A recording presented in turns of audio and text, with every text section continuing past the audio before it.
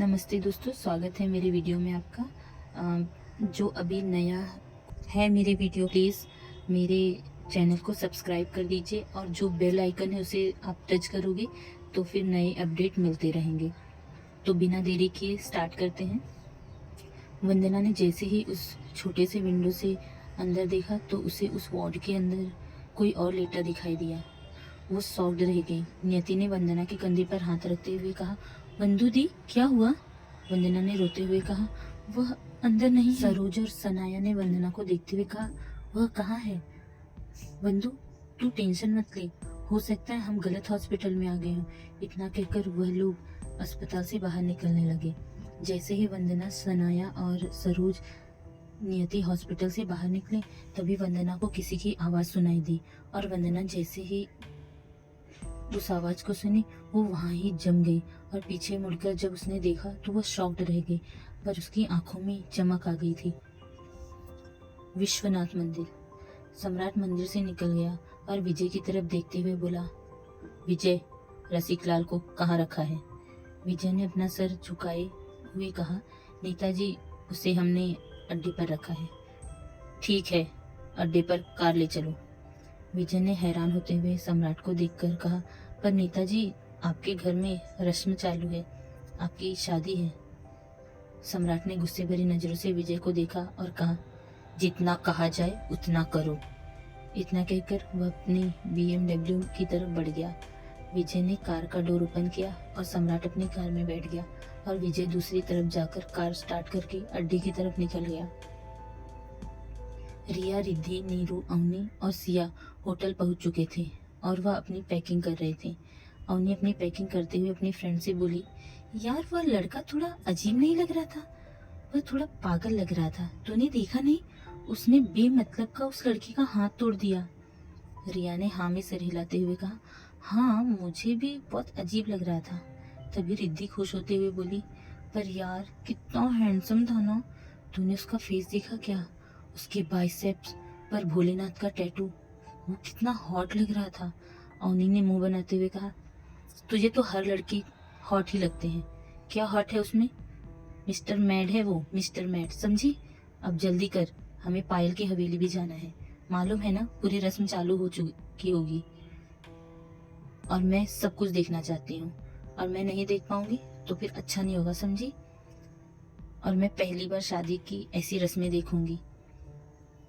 फिर उसने कुछ सोचते हुए कहा, ओह, पता नहीं राजीव भाई कब शादी करेंगे, करती तो मैं भी उनकी शादी एंजॉय कर लेती। इतना कहकर वो पैकिंग करने लगी। रिद्धि ने हंसते हुए कहा, कहीं ऐसा न हो कि राजीव भाई के पहले तेरी ही शादी हो जाए। अवनी ने अपनी कमर पर हाथ रखा और रिद्धि को देखते हुए कहा, तू पागल है क्या? मैं अभी सिर्फ 19 की हूँ और मेरी शादी इतनी जल्दी नहीं होगी। कम से कम 6-7 साल के बाद ही मैं शादी करने वाली हूँ। पहले कुछ बन जाऊं उसके बाद, समझी? रिद्धि ने उन्हीं को देखा और कहा, यार बात तो तू सही कह रही है, पर किस्मत में किसकी क्या लिखा है कौन जाने। उन्हीं ने इतराते हुए कहा, किस्मत इंसान खुद बनाता है, समझी? इतना कहकर अवनी अपना बैग पैक करने लगी। बैग पैक करते हुए बोली, तुझे पता है भाई, पापा और मम्मा मुझसे कितना प्यार करते हैं। वह कभी भी मुझे किसी बंदिश में नहीं रखते और ना ही मुझे कभी किसी भी डिसीजन लेने के लिए प्रेशराइज करते हैं। मैं अपनी डिसीजन खुद लेती हूँ। लाइफ पार्टनर भी तो ऐसा ही होना चाहिए। बातों बातों में सभी की पैकिंग हो चुकी थी। सभी होटल से बाहर निकले और होटल की कार में बैठकर पायल की हवेली की तरफ निकल गए। वंदना ने जैसे ही अपने सामने खड़े लड़के को देखा उसकी आंखें चमक गई। वह दौड़ते हुए शैलेश के गले जाकर लग गई। शैलेश ने भी अपनी मजबूत बाहों में उसे थाम लिया और उसे कसकर हक करते हुए कहा, मुझे पता था तुम मुझसे बहुत प्यार करती हो और जरूर आओगी। वंदना ने शैलेश को देखकर इमोशनल होकर रोने लगी और बोली, तुमने ऐसा क्यों किया? तुम्हें पता है ना मैं कितना डर गई थी। तुम जानते हो मेरे घर वालों को, उनके दुश्मन के बेटे हो तुम। वो तुम्हें कभी एक्सेप्ट नहीं करेंगे और उल्टा मुझे और तुम्हें दोनों को जान से मार देंगे। तुम समझते क्यों नहीं? शैलेश ने मुस्कुराते हुए वंदना के बालों को उसके कान के पीछे किया और उसके माथे पर किस करते हुए कहा, वह सब मैं देख लूंगा। पॉलिटिक्स है ये, आज वह दुश्मन है तो कल दोस्त भी हो सकते हैं। पार्टी अलग होने से कुछ नहीं होता, समझी? तो जस्ट चिल, टेंशन मत लो। शैलेश ने वंदना की आंखों की आंसू पोंछते हुए कहा। नियति, सनाया और सरोज तीनों वंदना के पास आए और हंसते हुए बोले, बस हो गया तेरा गुस्सा खत्म? शैलेश ने हंसते हुए कहा, मुझे पता था ये मुझसे बहुत प्यार करती है, पर अपने घर वालों की वजह से मेरे प्यार को एक्सेप्ट नहीं कर रही थी। पहले ही मैं पॉलिटिक्स में दूसरी पार्टी से हूँ, तो क्या हुआ, प्यार थोड़ी ना पॉलिटिक्स देखता है। इतना कहकर उसने वंदना को फिर से अपनी बाहों में भर लिया। वंदना भी उसके गले लगी हुई थी। सम्राट का अड्डा। सम्राट अपने अड्डे पर पहुंच गया। उसका अड्डा एक पुरानी हवेली थी जो बाहर से पूरी तरह से खंडहर दिखाई देती थी।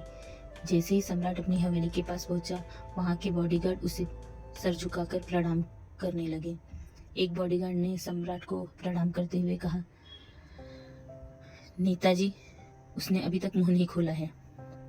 सम्राट ने एक खतरनाक स्माइल दी और बोला, चिंता मत करो, सब कुछ बोल देगा तो उसे तड़पाने में मजा क्या आएगा। अवनी और उसकी फ्रेंड्स पायल की हवेली पहुंच चुके थे। पायल ने जैसे ही अपनी फ्रेंड्स को देखा, वह दौड़ते हुए अवनी और अपनी बाकी फ्रेंड्स के गले लगी और बोली, तुम लोग कहाँ थे? मैंने सुना तुम लोग 2 दिन पहले ही यहाँ आ चुके थे और अब जाकर हवेली आ रहे हो।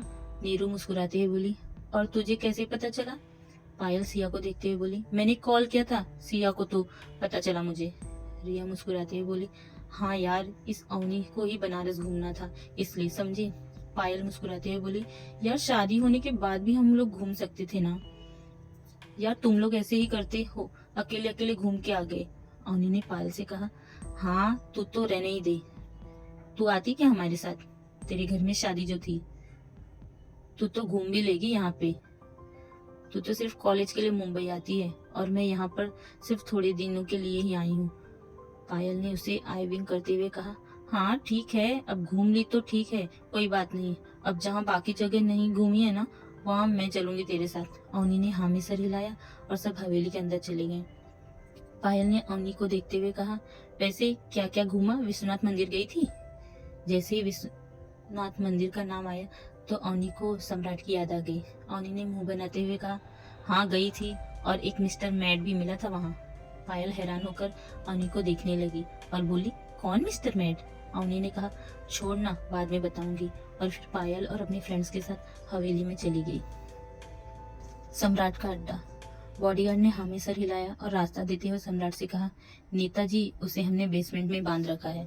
सम्राट ने हामी सर हिलाया और सारे बॉडीगार्ड्स और विजय के साथ बेसमेंट में चले गया। बेसमेंट में चारों तरफ अंधेरा था और एक आदमी जो एक कांटेदार चेयर पर बंधा हुआ था, उसकी चीखें निकल रही थी। सम्राट ने उस आदमी को देखा और एक कातिलाना मुस्कान के साथ उसके सामने सोफे पर बैठ गया और रसिक लाल को देखते हुए बोला, रसिक, यह सब कुर्सी का खेल है बेटा, बता दोगे तो बच जाओगे, नहीं बताओगे तो मारे जाओगे। रसिक गिड़गिड़ाते हुए बोला, पर नेताजी, अगर मैंने बता दिया तो वह मेरी फैमिली को मार देंगे। सम्राट ने मुस्कुराते हुए कहा, अगर तुमने नहीं बताया तो तुम मारे जाओगी। रसिक गिड़गिड़ाते हुए बोला, मैं मर जाऊंगा मुझे चलेगा, पर मेरा परिवार मरेगा तो मुझे वह नहीं चलेगा। सम्राट ने अपने माथे पर उंगलियों से रब करते हुए विजय को देखा और कहा, इसके परिवार की सेफ्टी के लिए बॉडीगार्ड भेज दो और उन्हें किसी सेफ प्लेस पर रख दो ताकि उन्हें कोई प्रॉब्लम ना हो। रसिक सम्राट को देखने लगा। सम्राट ने रसिक को देखते हुए कहा, तुम्हारी फैमिली को कुछ नहीं होगा, यह मेरी गारंटी है। अब सच बताओ, नहीं तो तुम्हारे परिवार के साथ तुम भी मारी जाओगी। रसिक ने किसी तोते की तरह बोलना शुरू किया। जैसे जैसे सम्राट उसकी बात सुन रहा था, उसकी आंखें गुस्से में लाल होती जा रही थी। सम्राट ने गुस्से में रसिक लाल का कॉलर पकड़ते हुए कहा, कब से तुम उनकी मदद कर रहे थे? क्या रसिक लाल सब कुछ बता देगा या होगा कुछ और? जानने के लिए सुनते रहिए मेरी स्टोरी कातिलाना इश्क तेरा, सिर्फ सोना स्टोरी राइटर पे। और जो लोग नए हैं मेरे चैनल पे, प्लीज़ मेरे चैनल को सब्सक्राइब कर दीजिए और बेल आइकन दबा दीजिए ताकि नए अपडेट आपको मिलते रहे। जिसने भी सब्सक्राइब किया है उसे थैंक यू, और प्लीज़ कमेंट्स जरूर कीजिए आज का चैप्टर कैसा लगा ये बताने के लिए। Thank you very much, bye bye.